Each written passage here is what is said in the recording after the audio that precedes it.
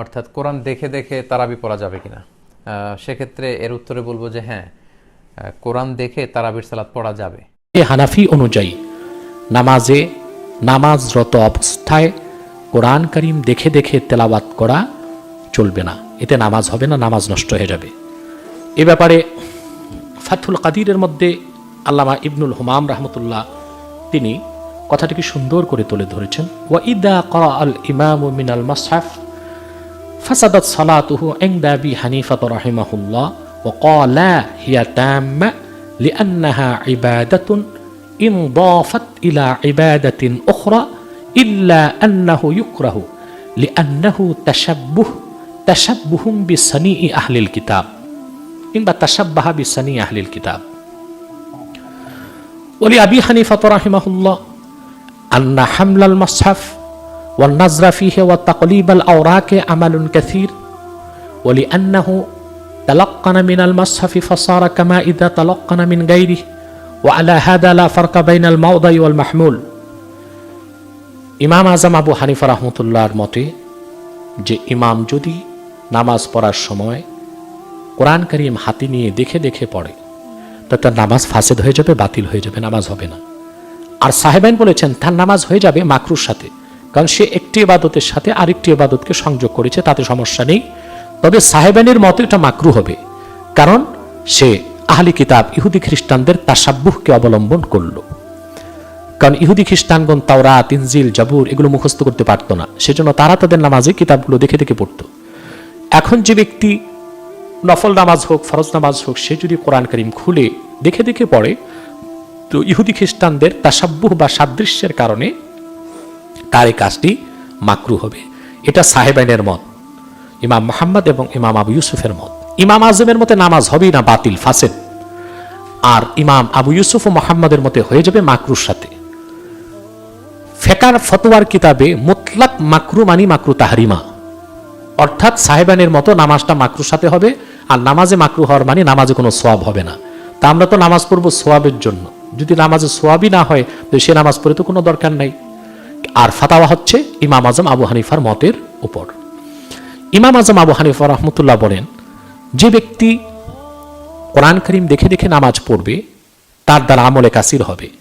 প্রথম আমল, কোরআন কারীম তাকে হাতে রাখতে হলো।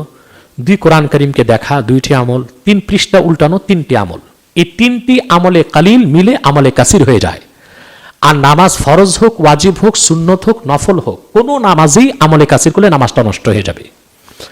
অনেক মৌলবী যুক্তি দিচ্ছে যে ফরজ নামাজের মতো নফলে তো অত কঠোরতা নেই, শিথিলতা আছে। নামাজে যতই শিথিলতা থাক, আপনি ঘোড়ায় বসে নফল নামাজ পড়বেন, দাঁড়াতে হবে না, ইশারা করে পড়তে পারবেন। কিন্তু কোন নামাজই আমলে কাসির চলবে না। আমলে কাসির নামাজ ভঙ্গের প্রধানতম কারণ।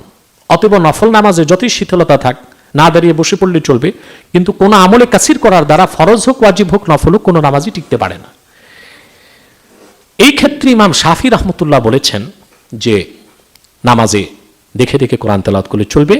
ইমাম শাফি রাহমাতুল্লাহর এই দলিল একে তো হানাফিগণ মানতেই পারবে না, হানাফিদের জন্য চলবেই না। দ্বিতীয়ত ইমাম শাফি রাহমাতুল্লাহর এখানে ইজতিহাদি গলত হয়েছে।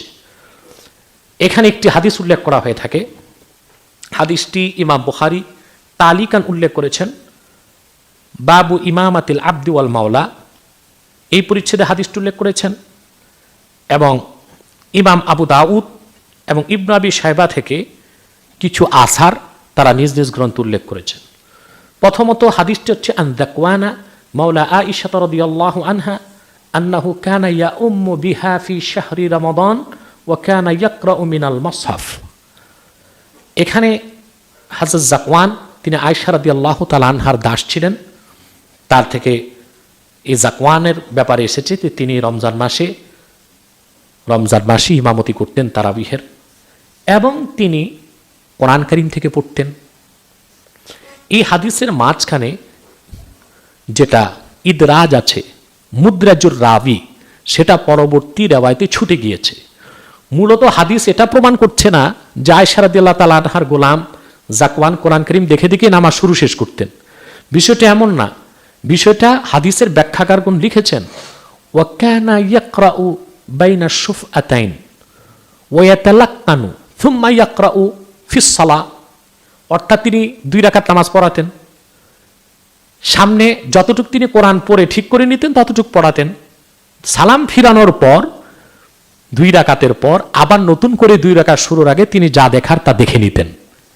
মূলত হাদিসের মাঝখানে এটা হচ্ছে মুদ্রাজ, এটা পরবর্তী রাওয়ায়াতে উঠে আসেনি।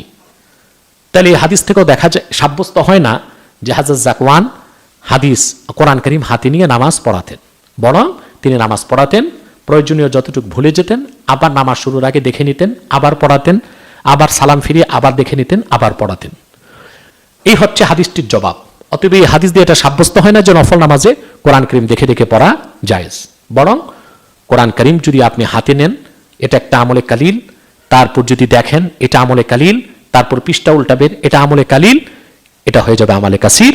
আর যে কোনো নামাজে আমলে কাসির নামাজকে নষ্ট করে দিবে।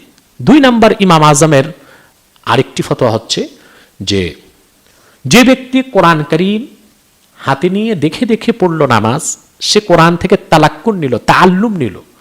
অর্থাৎ কোনো ব্যক্তি নামাজ পড়ছে, সে সূরা কেরাত জানে না, পাশে দাঁড়িয়ে আরেক ব্যক্তি সূরা পড়লো, তা শুনে শুনে সে যদি শিখে শিখে নামাজ পড়ে, এটা যেমন নামাজ হবে না, ঠিক সেভাবে কোরআন কারীম দেখে দেখে পড়লে সে তাই করলো, অর্থাৎ কোরআন থেকে শিখলো তারপর পড়লো।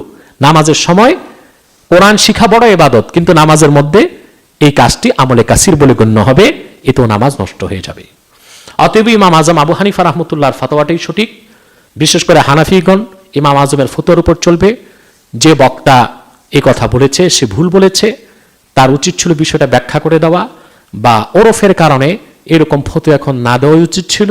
সে বক্তা হানাফি না শাফি এই পরিচয়ও তো সে দেয়নি, অতএব হানাফিদের উদ্দেশ্যে এইরকম ফতোয়া দেওয়া তার উচিত হয়নি। দ্বিতীয় যে হাদিসটি উল্লেখ করা হয়েছে, হাদিসটির ব্যাখ্যা আছে, এবং দ্বিতীয় জবাব হচ্ছে হযরত যাকওয়ান থেকে বর্ণিত হাদিসটি শায, অর্থাৎ আল্লাহ রাসূল মুহাম্মদ সাল্লাল্লাহু আলাইহি ওয়াসাল্লাম তিনি যখন নামাজ পড়িয়েছেন কোরআন দেখে দেখে পড়েননি, পরবর্তীতে সাহাবায়ে কেরাম কোরআন দেখে নামাজ পড়াননি, পরবর্তীতে হযরত ওমর ইবনুল খাত্তাব রাদিয়াল্লাহু তাআলা আনহুর জামানায় হযরত উবাই বিন কাবকে দিয়ে হযরত ওমর তারাবির নামাজ পড়িয়েছেন, কারণ হযরত উবাইয়ের সবচেয়ে বেশি মুখস্থ ছিল। যদি কোরআন দেখে দেখে পড়লে নামাজ চলতো, তো হযরত ওমর রাদিয়াল্লাহু তাআলা আনহু বলে দিতেন যে যাদের পড়ার মতো যোগ্যতা আছে তোমরা কোরআন দেখে দেখে তারাবিতে পড়ে নাও। হযরত উবাইয়ের নেতৃত্বে জামাত কায়েম তিনি করতেন না তারাবির। তাহলে আল্লাহ রাসূল সাল্লাল্লাহু আলাইহি ওয়াসাল্লামের সুন্নতের খেলাফ, সাহাবায়ে কেরামের সুন্নতের খেলাফ, বিশেষ করে খোলাফায়ে রাশিদিনের মধ্যে হযরত ওমর রাদিয়াল্লাহু তাআলা আনহুর সময় এত সাহাবী উপস্থিত ছিলেন, তাদের সুন্নতের খেলাফ হযরত যাকওয়ান কর্তৃক বর্ণিত হাদিসটি শায, আর শায হাদিস কখনো দলিল হিসেবে সাব্যস্ত হয় না। 3 নাম্বার, এই কাজটি সরাসরি আল্লাহ রাসূল সাল্লাল্লাহু আলাইহি ওয়াসাল্লামের সুন্নাহর বিরোধী কাজ, এজন্য এটি একটি চরম বেদাত বলে গণ্য হবে।